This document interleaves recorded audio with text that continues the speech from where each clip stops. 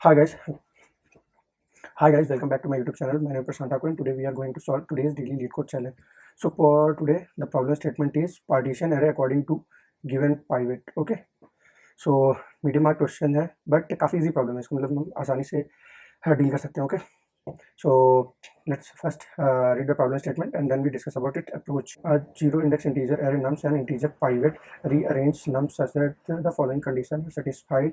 Means आपको zero base index array दिया है and एक pivot element दिया है. Okay, and every element less than pivot appears before every element greater than pivot. Okay, and every element equal to pivot appears in between the element less than and greater than pivot, and the relative order of the element less than pivot and element greater than pivot is maintained. Okay, more formally consider. Okay, and इसके लिए दिया हमारे हम. Okay, सो हमारे पास एक array given है जिसमें कि ओके, सो हमारे पास एक एरे गिवन है एंड एक पाइवट वैल्यू दिया हुआ है एंड इसमें तीन कंडीशन बोली गई हैं कि जो भी एलिमेंट पाइवट से स्मॉलर होंगे वो पाइवट के लेफ्ट साइड आएंगे एंड जो पाइवट से बड़े होंगे वो राइट साइड आएंगे, और जो रिलेटिव ऑर्डर दोनों का है, रिलेटिव ऑर्डर से है वो मेंटेन रहना चाहिए. ओके, एंड हमें रिटर्न करना है return the num after the rearrangement. Okay, and इसी के मतलब उस एरे में ही ऐसे रीअरेंज करके हमें वो एरे ही रिटर्न करना है. Okay, so let's take an example and understand problem with much more clarity. Means हमारे पास ओके, सो इनपुट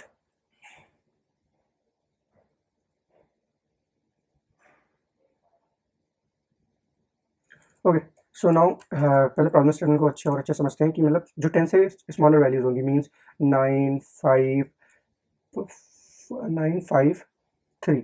ओके, ये 10 से पहले आएंगी, 10 से पहले आएंगी. प्रेजेंट बिफोर 10 एंड जो 10 से बड़ी वैल्यू होगी मीन्स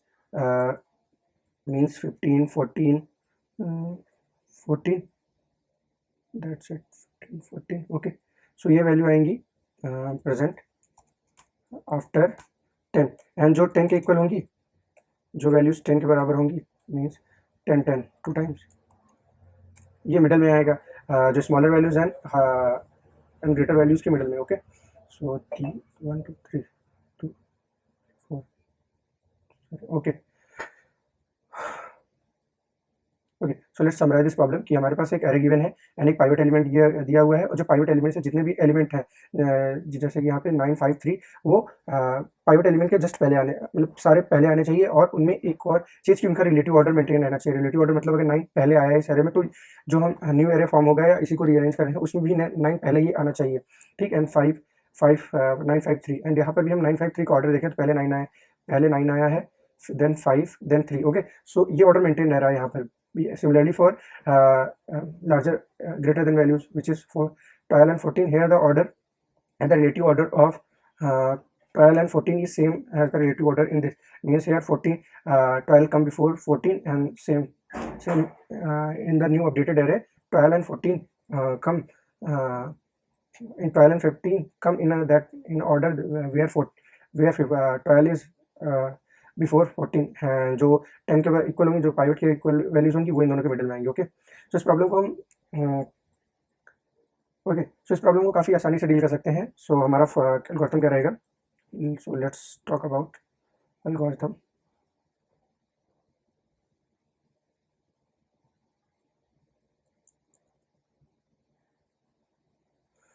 ओके, सो इस प्रॉब्लम को डील करने के लिए हमारा एल्गोरिथम काफ़ी सिंपल रहेगा कि हम क्या करेंगे.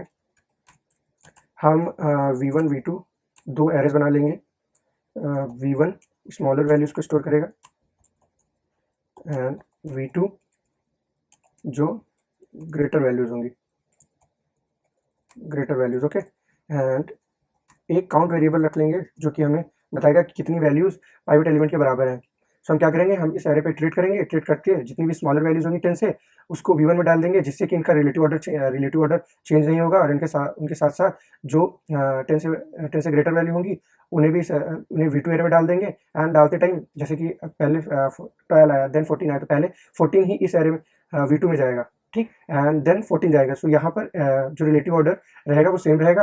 एंड क्या करेंगे, और कोई भी एलिमेंट अगर पाइवट एलिमेंट के बराबर आता है तो हम उसको काउंट कर लेंगे कितने टाइम आया, एंड उतने टाइम हम V1 उतने टाइम ही हम उसे जो फाइनल एरे होगा उसमें एंटर कर देंगे। तो हमारा फाइनल रिजल्ट क्या होगा, फाइनल आंसर विल बी, हम क्या करेंगे, V1 एरे, V1 में सबसे स्मॉलर वैल्यू आएंगी उसमें ही हम डाल देंगे काउंट, जितने टाइम काउंट्स होगा उतने टाइम पाइवट एलिमेंट को एंड देन V2 एलिमेंट को डाल देंगे, यही अपना फाइनल आंसर होगा। सो लेट्स कहते हैं कि V1 में कैसे एलिमेंट आएंगी, ठीक।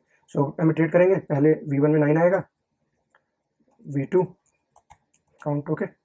सो फर्स्ट एलिमेंट देखेंगे 9 है तो 9 V1 में आएगा and then 12, so 12 comes in V2 and then 5, so 5 is smaller than pivot, so it's come in V1 and 10, so 10 is equal to pivot, so we increase count by 1, okay, and then uh, 10, okay, and then 14, so 14 is greater than 10, so 14 insert in V2 array, and then 3, so 3 is smaller than 10, so it insert in V1 array, and 10 is equal to count, so we increase counter by 1, so this is our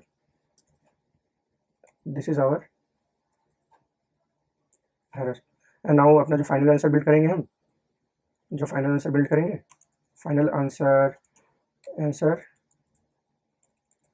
है। और हम एक काम करते हैं कि हम कोई न्यू एरे ना क्रिएट करके V1 में ही जितने काउंट हो गए, जितना काउंट होगा उतने पाइवट एलिमेंट डाल देते हैं, उसके बाद V2 को ऐड कर देते हैं, मतलब V1 dot push back count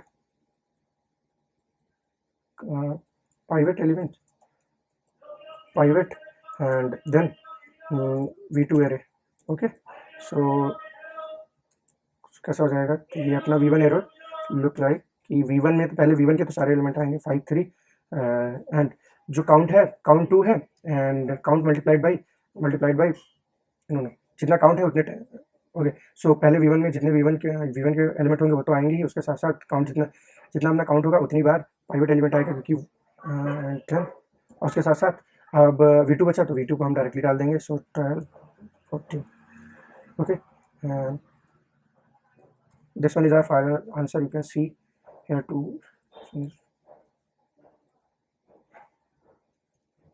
yeah, these both are same, okay. So the let's code this problem. So for that we can initialize a count variable which count how many elements equal to pivot, and we iterate over nums array, so nums array and okay, and we also declare two arrays V1 and V2, so V1 store smaller values and V2 store greater value, okay. So if x is less than pivot in x छोटा है तो V1 जाएगा, V1 push back x, and else if x greater है pivot से, so ये जाएगा, तो इसे हम ऐड करेंगे V2 iter में, so V2 push back so which is equal to this one, and else अगर greater नहीं है, अगर smaller greater कुछ भी अगर, okay, so if एलिमेंट ना तो स्मॉलर वन ना तो ग्रेटर वन, सो हमारा जो x इक्वल टू पाइवट होगा तो हमने काउंट वेरिएबल को इंक्रीज कर देंगे, means x equal to pivot, okay. And इस टाइम तक अपन क्या करेंगे, जितने टाइम काउंट होगा उतने टाइम हम पाइवट एलिमेंट को इंसर्ट कर देंगे, ओके। तो करेंगे V1 dot push back not pivot and then we iterate over secondary, so for that V2 and V2, so V1 dot push, and now we return V1.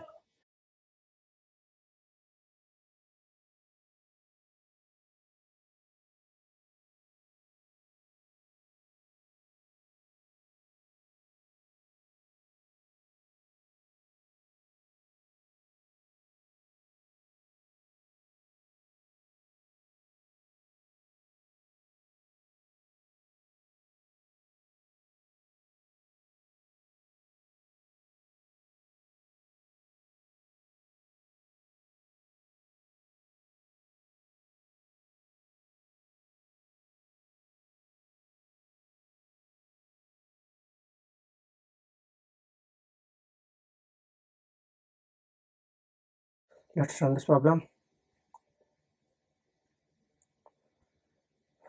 Now submit it. Yeah, done. Problem को okay, सो summarise करते हैं इस problem को।